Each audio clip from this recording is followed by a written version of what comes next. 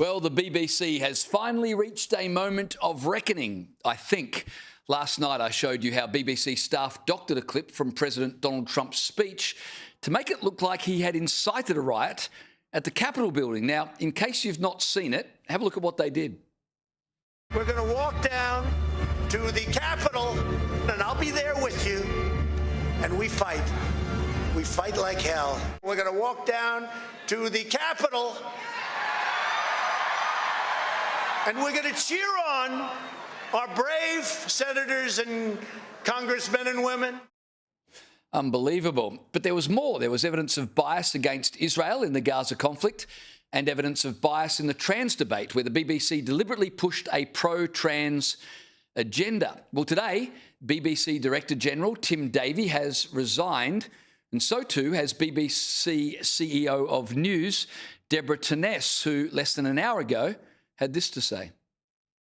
I stepped down over the weekend because the buck stops with me. But I'd like to make one thing very clear. BBC News is not institutionally biased. Spiked Online editor Tom Slater joins me with more details live from London.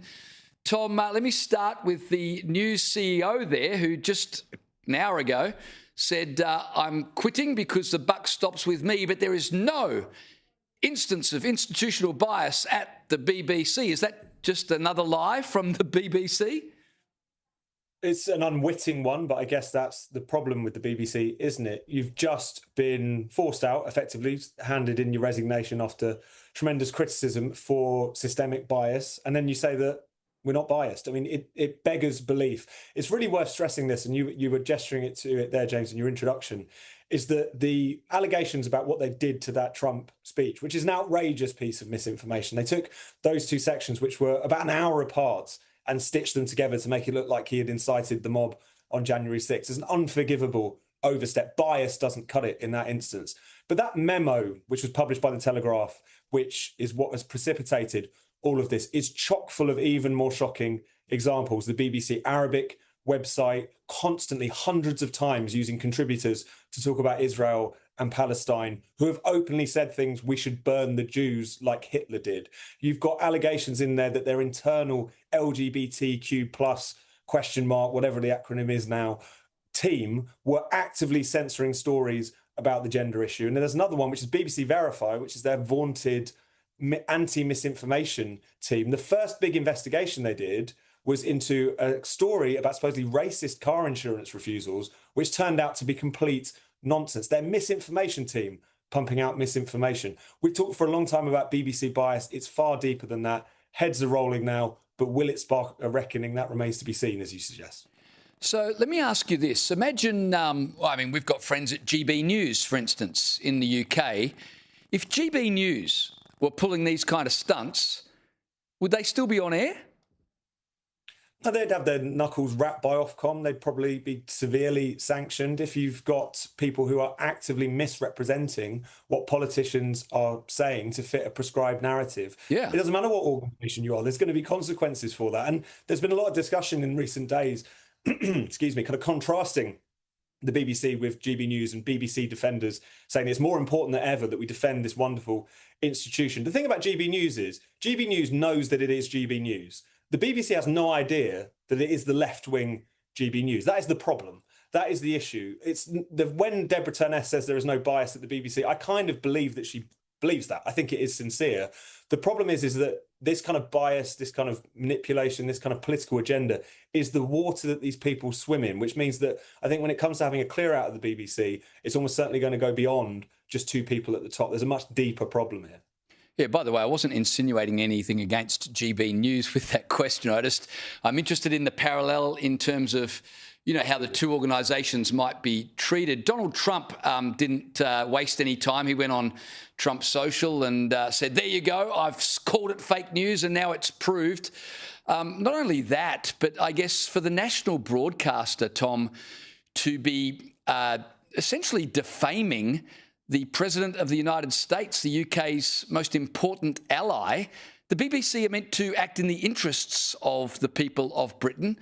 This would be blatantly acting against the national interest for their own ideological purposes. I don't know how else to put it.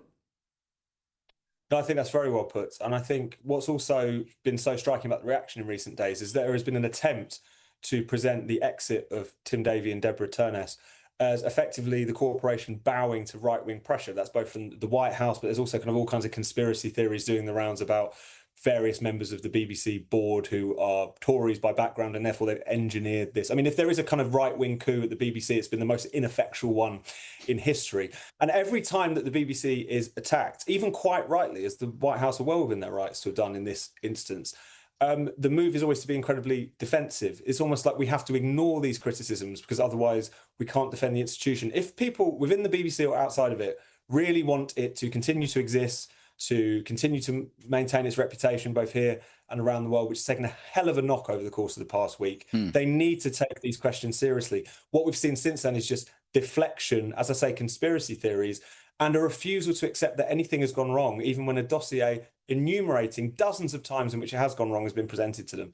If they can't learn from this, I don't think there is any scandal that could shake them out of this.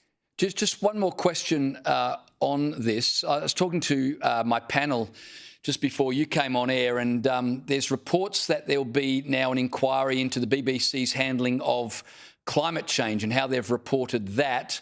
What do you expect that inquiry to find? Not a hell of a lot. I mean, the BBC's climate editor is so biased on this particular question. His name's Justin Rowlatt.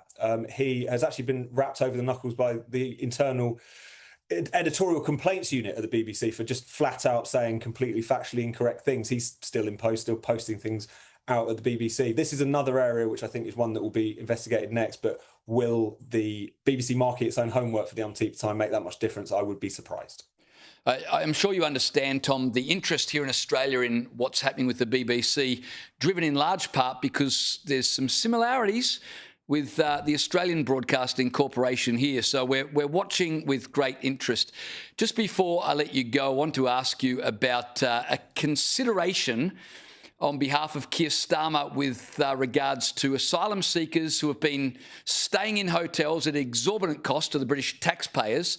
He's now considering a trial scheme in which asylum seekers would be offered the equivalent of $200 a week to leave taxpayer-funded hotels. No surprise, Brits aren't happy with them staying in hotels, but neither are they happy with the idea that they might be paid to leave the hotels. No, and this is exactly the problem. The issue of illegal migration is that people have been allowed to enter the country illegally and therefore should be removed. The government think it's just about getting them out of the hotels. That those protests are purely that people aren't happy with the hotels being used in that way. As ever, the issue is upstream from that. They need to tackle that. And the British public are not so dim that they're not going to notice you're just trying to move the issue around, which is what the government has been trying to do. Exactly. You nailed it, Tom, as you always do. A delight to talk to you. Thanks for joining me tonight.